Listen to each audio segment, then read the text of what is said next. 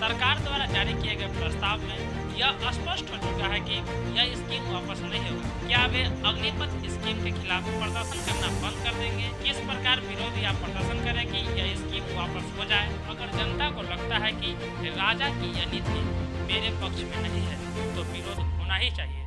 मेरे इस देश के युवाओं से अपील है कि आप विरोध कीजिए, विनाश नहीं। ना तो मोदी जी को पता चल गया होगा कि यह 21वीं सदी का युवा है।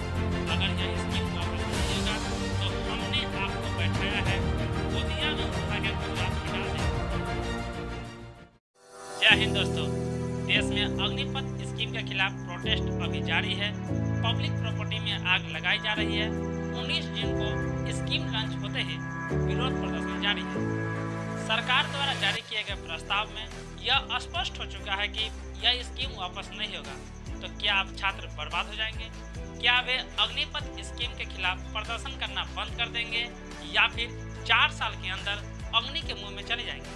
सरकार ने सोशल मीडिया पर यह पोस्ट साझा करते हुए बताया है कि यदि कोई व्यक्ति उपद्रव करते वक्त पाया जाता है, उपद्रव का मतलब होता है किसी प्रकार का वैंडलिज्म या दंगे फसाद में शामिल है, तो वे अग्निपथ स्कीम में शामिल नहीं हो सकते। पुलिस वेरिफिकेशन कराई जाएगी। वे सेना में कभी भी शामिल नहीं हो सकते। तो अब छात्र क्या करें? किस प्रकार विरोध या प्रदर्शन करें कि यह स्कीम वापस हो जाए, या फिर क्या करें कि सरकार स्वयं इस स्कीम को वापस ले ले? यदि आप हमारा पिछला वीडियो नहीं देखे हैं तो लिंक डिस्क्रिप्शन में दिया गया है, उसे जाकर देख लें। उसमें हमने यह बताने का प्रयास किया है कि अग्निपथ क्या है, क्या थी विद्यार्थी की मांगे तथा इस पर सरकार की क्या प्रतिक्रिया थी। कुछ दिन पहले आर्मी, एयरफोर्स, नेवी के जनरल लेफ्टिनेंट के बैठक में क्या क्या बात निकल कर सामने आई है, यह हम आपको बताने का प्रयास करते हैं। नंबर 1 बात, यह तो स्पष्ट है कि 100% पुलिस वेरिफिकेशन कराई जाएगी।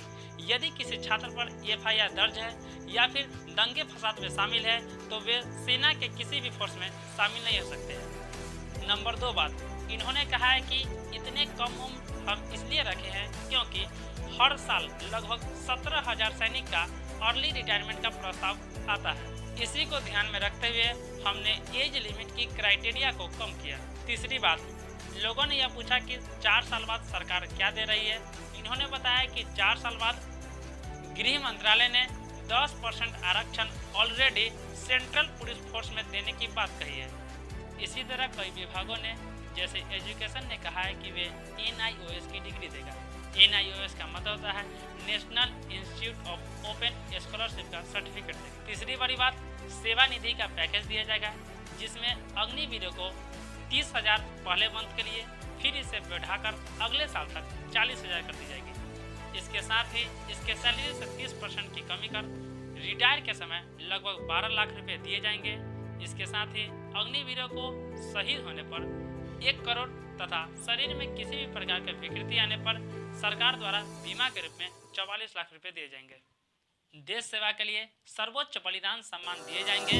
मतलब कि यदि कोई अग्निवीर सैनिक शहीद होते हैं तो उसे सैनिक सम्मान वैसे ही दिए जाएंगे जिस प्रकार एक आर्मी, नेवी या एयरफोर्स के जवान शहीद होते हैं। चौथी बड़ी बात, यह भी बात निकलकर सामने आई है कि शुरुआत में वे 46,000 युवाओं को लेंगे, बाद में यह 1 लाख तक पहुंचेगा। वहीं आर्मी ने कहा है कि दिसंबर के पहले वीक तक पहला बैच आ जाएगा जो कि 50,000 सैनिकों का होगा।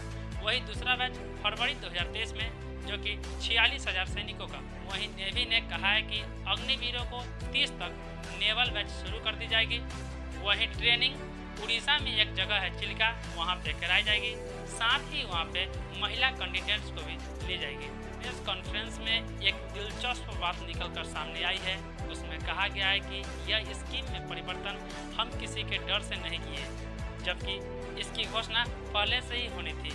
इससे भी महत्वपूर्ण बात यह है कि सेना में अग्निपथ स्कीम के अलावा किसी भी प्रकार से एंट्री नहीं होगी। इंडियन एयरफोर्स ने अग्निवीरों की भर्ती के लिए गाइडलाइन जारी करते हुए लिखा है कि यदि कोई युवा अग्निपथ स्कीम से अग्निवीर बनता भी है तो उसे 4 साल की नौकरी पूरी करनी होगी।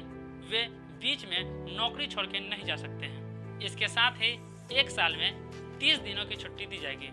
वहीं एयरफोर्स ने कहा है कि 24 जून से 24 जुलाई तक एग्जामिनेशन ऑनलाइन प्रोसेस कराई जाएगी। दिसंबर में इनरोलमेंट के बाद ट्रेनिंग दी जाएगी। यह तथ्य जो हमने आपको बताए हैं यह आर्मी, नेवी, एयरफोर्स के फ्रेंच कॉन्फ्रेंस द्वारा जारी किया गया दिशा निर्देश था। इसके बावजूद आज यूथ सड़कों पर है। देश में प्रोटेस्ट काफी तीव्र गति से बढ़ रही है।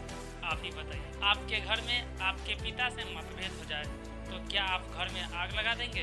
देश की जो संपत्ति है, जिसे आप पब्लिक प्रॉपर्टी कहते हैं, यह हम लोगों के पैसे से बनाया गया संपत्ति है। यह ट्रेन, यह रेलवे ट्रैक, यह बस है, हमने जो पैसा दिया है उससे बनी हुई है। आपकी सद्बुद्धि खो गई है कि आप बसों में आग लगा देंगे, ट्रेनों को फूंक देंगे।